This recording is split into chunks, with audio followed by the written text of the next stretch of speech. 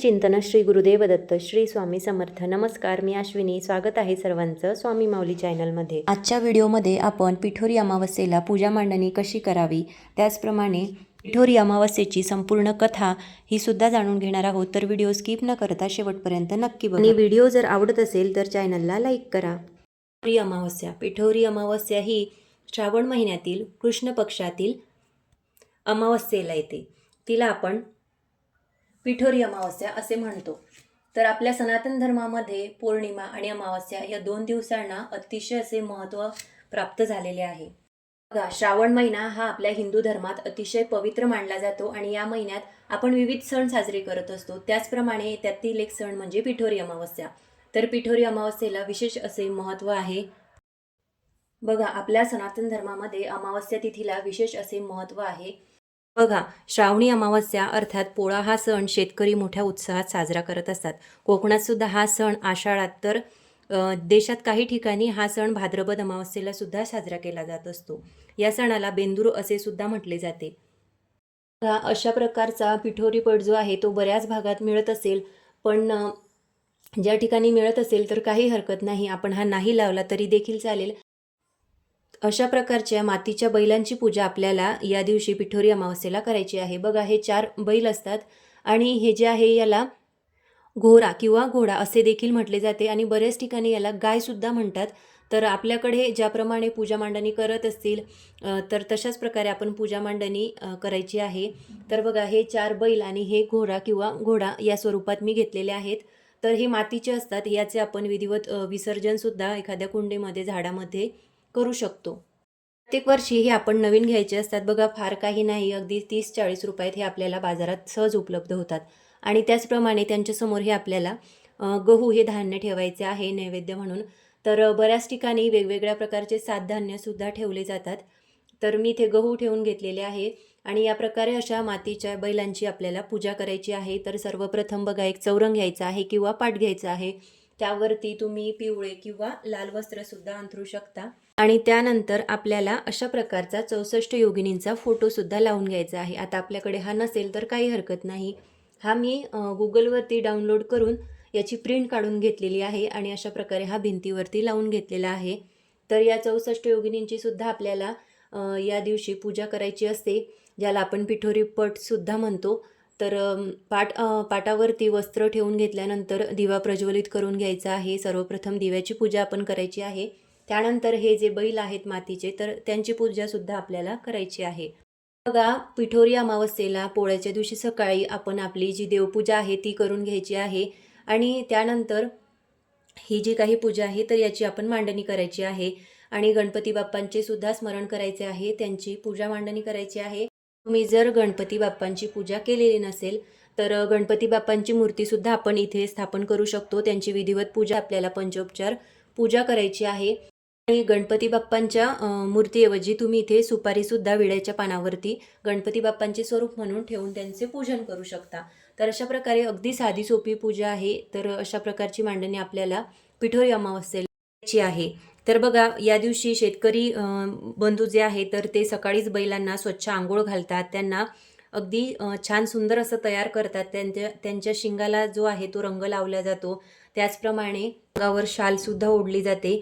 तर ग्रामीण भागात बघा, बैलांची विधिवत पूजा होते, बैलांना ओवाळले जाते, त्यांना पुरणाच्या पोळीचा नैवेद्य दाखवला जातो. या दिवशी बघा, आपल्याला पुरणाचा, गोडाधोडाचा सगळा स्वयंपाक करायचा आहे आणि त्याचा नैवेद्य आपल्याला बैलांना दाखवायचा आहे. आता बऱ्याच शहरी ठिकाणी आपल्याला बैल हे उपलब्ध होत नाहीत, तर अशा वेळी आपण यांचीच पूजा करायची आहे आणि यांना नैवेद्य दाखवून घ्यायचा आहे.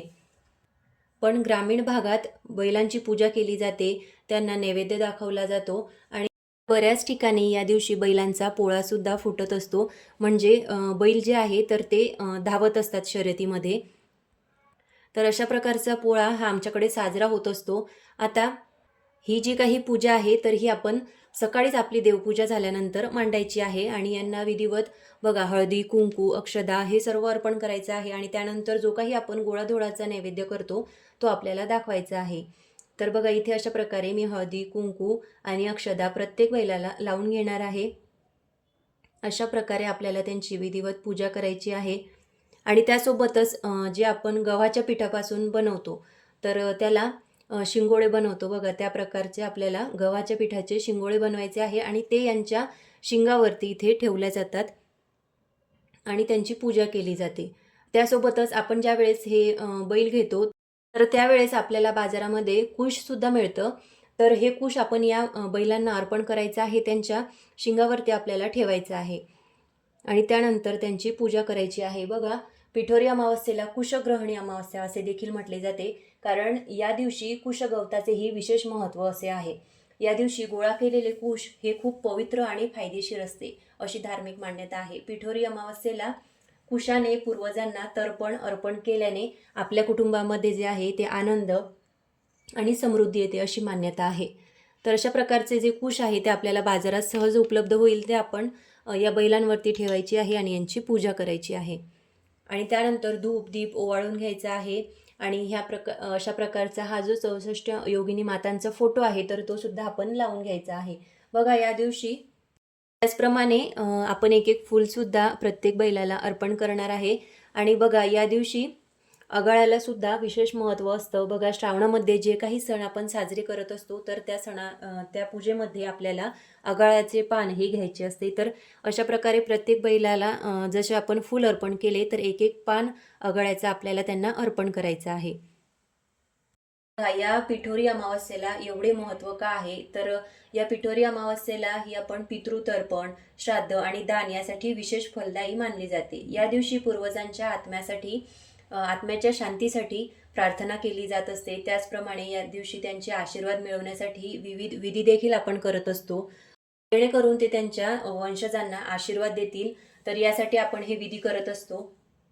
त्याचप्रमाणे बघा, या अमावस्येला पवित्र नद्यांमध्ये स्नान करणे आणि दान करणे हे यांना सुद्धा विशेष महत्त्व आहे. आपण या दिवशी एखादी शॉल किंवा एखादी छोटीशी भेटवस्तू जरी तुम्ही एखाद्या गरजू माणसाला दिली तरी देखील त्याचे खूप महत्त्व आहे. आपल्याला जे काही यथाशक्ती जमेल ती वस्तू आपण एखाद्या गरजू व्यक्तीला दान करायची आहे. बघा, या पिठोरी अमावस्येला आपण पितरांसाठी तर्पण करायचे असते. गंगा आणि इतर पवित्र नद्यांमध्ये आपल्याला स्नान करणे शक्य होत नसेल तर आपण गंगाजल सुद्धा टाकून स्नान करू शकतो. त्याचप्रमाणे या दिवशी एखाद्या गरीब गरजू व्यक्तीला आपण कुठलीही एखादी वस्तू दान करायची आहे. त्याचप्रमाणे बघा, अशी सुद्धा मान्यता आहे की या दिवशी पिठापासून योगिनीच्या मूर्ती बनवून त्यांची पूजा देखील केली जाते आणि या दिवशी आपण कथा सुद्धा श्रवण करायची आहे. तर बघा, या दिवशी आपल्याला अशा प्रकारे बैलांची पूजा करायची आहे आणि बैलांची पूजा केल्यानंतर आई आपल्या मुलांना ओवाळत असते. तर आपल्याला आपल्या मुलांना, आपल्या घरात जे काही मुलं मुली असतील तर त्यांना आपल्याला ओवाळायचं आहे, त्यांचे औक्षण करायचे आहे. आणि बऱ्याच ठिकाणी बघा, बहीण भावाला ओवाळते आणि भावाच्या पाठीवरती काकडी फोडली जाते. अशा प्रकारची साधी सोपी पूजा मांडणी आपल्याला करायची आहे. याला फार वेळ नाही लागत, अगदी 5 ते 10 मिनिटात आपण ही पूजा मांडणी करतो. तर सकाळी आपल्याला ही पूजा मांडणी करून घ्यायची आहे आणि आपण ज्यावेळेस नैवेद्य तयार करतो तर त्यावेळेस आपल्याला यांना नैवेद्य दाखवायचा आहे. आणि आपल्याकडे जर बैल येत असतील तर आपल्याला त्यांनासुद्धा नैवेद्य दाखवायचा आहे. सर्वात आधी त्यांच्या पायावरती पाणी आपल्याला टाकायचे आहे, त्यांचे औक्षण करायचे आहे, त्यांना कुंकू लावून घ्यायचे आहे आणि त्यानंतर त्यांना आपल्याला पुरणाची पोळी आणि जो काही नैवेद्य आपण बनवलेला असू तर तो आपल्याला त्यांना द्यायचा आहे. यावर्षी जी पिठोरी अमावस्या आहे ती अगदी 2 दिवसावरती आलेली आहे. तर पंचांगानुसार श्रावण महिन्यातील ही जी अमावस्या तिथी आहे त्यांची सुरुवात 22 ऑगस्ट रोजी सकाळी 11:55 सुरू होणार आहे आणि या तिथीची समाप्ती जी आहे ती दुसऱ्या दिवशी 23 ऑगस्ट रोजी 11:35 समाप्त होणार आहे. बघा, या वेळामध्ये आपल्याला पोळा हा सण जो आहे तर तो शुक्रवारीच 22 तारखेला साजरा करायचा आहे आणि आपण अमावस्येच्या ज्या काही सेवा करतो, उपाय करतो तर ते आपल्याला 23 तारखेला करायचे आहेत. आणि ही पूजा मांडणी आपण सकाळी करायची आहे. तुम्ही संध्याकाळी करत असाल तरी देखील चालेल, पण सकाळी जर केली तर सकाळीसुद्धा आपल्याला दिवा अगरबत्ती करायची आहे आणि संध्याकाळच्या वेळेला सुद्धा आपण अगरबत्ती धूपदीप यांना ओवाळायचं आहे. आणि सकाळी आपण फळांचा नैवेद्य दाखवला किंवा दूध साखरेचा दाखवला तरी देखील चालेल आणि संध्याकाळी आपण त्यांना पुरणपोळीचा नैवेद्य दाखवायचा आहे. बघा, हा सण बैलांप्रती कृतज्ञता व्यक्त करणारा सण आहे. आपण या दिवशी त्यांची पूजा करायची आहे, त्यांना ओवाळायचं आहे. बघा, शेतकरी अन्नधान्य पिकवतो, त्यावर मानव जगतो, म्हणून त्याला जगाचा पोशिंदा असे देखील म्हटले जाते. न पिकवतो तर ते बैलांच्या साथीने पिकवत असतो. बैल म्हणजे त्यांचे देव आहेत. बैलपोळा या सणाचे शेतकऱ्यांच्या जीवनात फार महत्त्व आहे. वर्षभर आपल्या साथसंगतीने रात्रंदिवस मातीत कबाळ कष्ट करणाऱ्या मुक्या प्राण्यांचे, बैलांचे सर्व सोपस्कार करायचे, सोहळे पुरवायचे. पाठीवरून मायेचा हात फिरवणारा असा हा सण आहे, ज्याला आपण बैलपोळा किंवा या सणाला बेंदूर असेही म्हटले जाते. त्याचप्रमाणे श्रावणवद्य अमावस्येला दर्भगृहिणी अमावस्या देखील म्हणतात. त्याचप्रमाणे बघा, स्त्रीला सौभाग्य देणारी, त्याचप्रमाणे पुत्रपौत्र वती बनवणारी ही अमावस्या मातृदिन म्हणून सुद्धा ओळखली जाते. एका स्त्रीचा पुत्र हा मृत जन्मला होता, म्हणून वनात जाऊन तिने योगिनींना प्रसन्न करून घेतले आणि पुत्र जिवंत व्हावा अशी प्रार्थना केली. तिची प्रार्थना फळाला आली आणि योगिनींच्या आशीर्वादाने तिचा पुत्र जो आहे तो जिवंत झाला, अशी भविष्य पुराणात एक कथा आहे.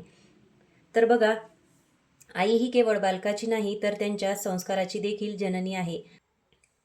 आपल्या संस्कृतीने मातेचा फारच मोठा गौरव केलेला आहे. मातृदेवो भव असे म्हणून तिला आद्यपूजनाचे स्थान दिलेले आहे.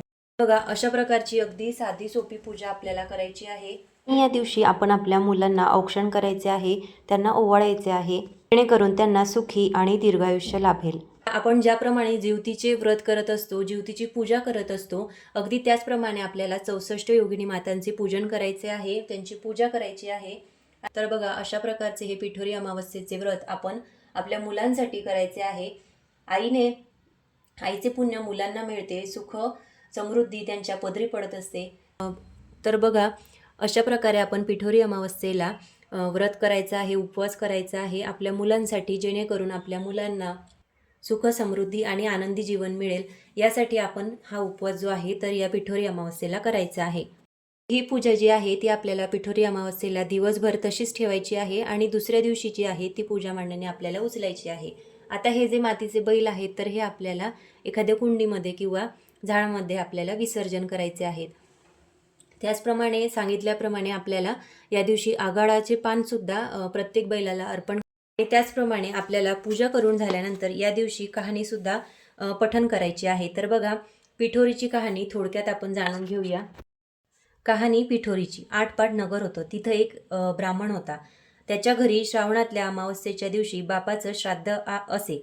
इकडे दरवर्षी काय होई, ज्या दिवशी श्राद्ध त्या दिवशी सकाळपासून त्यांच्या सुनेचे पोट दुखू लागे व ब्राह्मण जेवायला बसण्याचे वेळेस बाळंत होऊन पोर मरून जाई. असं झालं म्हणजे ब्राह्मण तशीच उपाशी जात. असं 6 वर्ष झालं. 7व्या वर्षीही तसंच झालं. तेव्हा सासरा रागवला. ते मेलेलं पोर तिच्या ओटीत घातलं. तिला रानातून हाकून लावलं. पुढं जाता जाता ती एका मोठ्या अरण्यात गेली. तिथं तिला झोटिंगांची बायको भेटली. ती म्हणाली, बाई बाई, तू कोणाची कोण? इथं येण्याचं कारण काय? आलीस तशी लवकर जा, नाही तर माझा नवरा झोंटिंग येईल आणि तुला मारून खाऊन टाकेल. तेव्हा ब्राह्मणाची सून म्हणाली, तेवढ्याकरताच मी इथं आले आहे. झोटिंगाची बायको म्हणाली, बाई बाई, तू इतकी जीवावर उदार का? तशी ब्राह्मणाची सून सांगू लागली. ती म्हणाली, मी एका ब्राह्मणाची सून. दरवर्षी मी श्रावणी अमावस्येच्या दिवशी बाळंत होई व मूल मरून जाई. त्याच दिवशी आमच्या घरी माझ्या आजेसासऱ्याचं श्राद्ध असे. माझं असं झालं म्हणजे श्राद्धास आलेले ब्राह्मण उपाशी जात. अशी 6 बाळंतपण माझी झाली. 7व्या खेपेलाही असंच झालं. तेव्हा मामाजींना माझा राग आला. ते मला म्हणाले, माझा बाप तुझ्या बाळंतपणामुळं 7 वर्ष उपाशी राहील, तर तू घरातून चालती हो. असं म्हणून ते मेलेलं मूल माझ्या ओटीत घातलं आणि मला घालवून दिलं. नंतर मी इथं आले. आता मला जगून तरी काय करायचं आहे, असं म्हणून रडू लागली. तशी झोटिंगाची बायको तिला म्हणाली, बाई तू भिवू नको, घाबरू नको. अशी थोडी पुढं जा, तिथं तुला एक शिवाचं लिंग दृष्टीस पडेल. बेलाचं झाड लागेल. तिथं एका झाडावर बसून राहा. रात्री नागकन्या, देवकन्या 7 अप्सरांसोबत घेऊन तिथं पूजेला येतील. पूजा झाल्यावर खीरपुरीचा नैवेद्य दाखवतील आणि अतिथी कोण आहे म्हणून विचारतील. असं विचारल्यावर मी आहे म्हणून म्हण. त्या तुला पाहतील. कोण कोटची म्हणून चौकशी करतील. तेव्हा तू सगळी हकीकत त्यांना सांग. ब्राह्मणाच्या सुनेनं बरं म्हटलं. तिथून उठली, पुढं गेली. तो एक बेलाचं झाड पाहिलं. तिथंच उभी राहिली. इकडे तिकडे पाहू लागली. तो जवळच एक शिवलिंग दृष्टीस पडलं. तशी ती शेजारच्या झाडावर बसून राहिली. इतक्यात रात्र झाली. तशी नागकन्या, देवकन्या, अप्सरांच्या स्वाऱ्यासुद्धा आल्या. त्यांनी शिवलिंगाची पूजा केली, नैवेद्य दाखविला आणि अतिथी कोण आहे म्हणून विचारलं. त्याबरोबर ती खाली उतरली. मी आहे म्हणून म्हणाली. तेव्हा सगळ्यांनी मागं पाहिलं. त्यांना आश्चर्य वाटलं. तिची कोण कुठली म्हणून चौकशी केली. तिनं सर्व हकीकत सांगितली. नागकन्या देवकन्यांनी तिच्या मुलाची चौकशी केली. तेव्हा आसरांनी ती दाखवली. पुढं तिच्या 7 मुलांना जिवंत केलं आणि तिच्या हवाली केलं. पुढं तिला हे व्रत सांगितलं. 64 योगिनींची पूजा करायला सांगितली आणि मृत्यूलोकी हे व्रत प्रगट करायला सांगितलं. तिनं विचारलं, ह्यानं काय होतं? आसरांनी सांगितलं, हे व्रत केलं म्हणजे मुलं बाळं दगावत नाहीत, सुखासमाधानात राहतात. पुढं ती त्यांना नमस्कार करून म्हणाली. ती आपल्या गावात आली. लोकांनी तिला पाहिलं. ब्राह्मणाला जाऊन सांगितलं, तुमची सून घरी येत आहे. त्याला ते खोटं वाटलं. अर्धा घटकेनं पाहू लागला. तो मुलं बाळ दृष्टीच पडू लागली. पाठीमागून सुनेला पाहिलं. तसा उठला, घरात गेला. मुठभर तांदूळ घेऊन सुनेवरून आणि मुलांवरून ओवाळून टाकले. हातपाय धुवून घरात आला. सर्व हकीकत सुनेला विचारली. तिनं ती सारी सांगितली. पुढं सर्वांना आनंद झाला आणि मुलाबाळांसह सुखानं ती नांदू लागली. ही 60 उत्तराची कहाणी, 5 उत्तरी सुफळ संपूर्ण. अशा प्रकारची ही जी पिठोरीची कहाणी आहे ती आपण पठण करायची आहे किंवा मग तुम्ही मोबाईलवरती लावून श्रवणसुद्धा करू शकता. तर अशा प्रकारची साधी सोपी पूजा आहे, मांडणी आहे. आशा आहे की आजचा हा व्हिडिओ तुम्हाला नक्कीच आवडला असेल. तर व्हिडिओ जर तुम्हाला आवडला असेल तर कमेंटमध्ये नक्की सांगा आणि तुम्ही जर चॅनलवरती नवीन असाल तर चॅनलला लाईक, शेअर आणि सबस्क्राईब नक्की करा. परत भेटूया अशाच एका नवीन माहितीसोबत. तोपर्यंत श्री स्वामी समर्थ.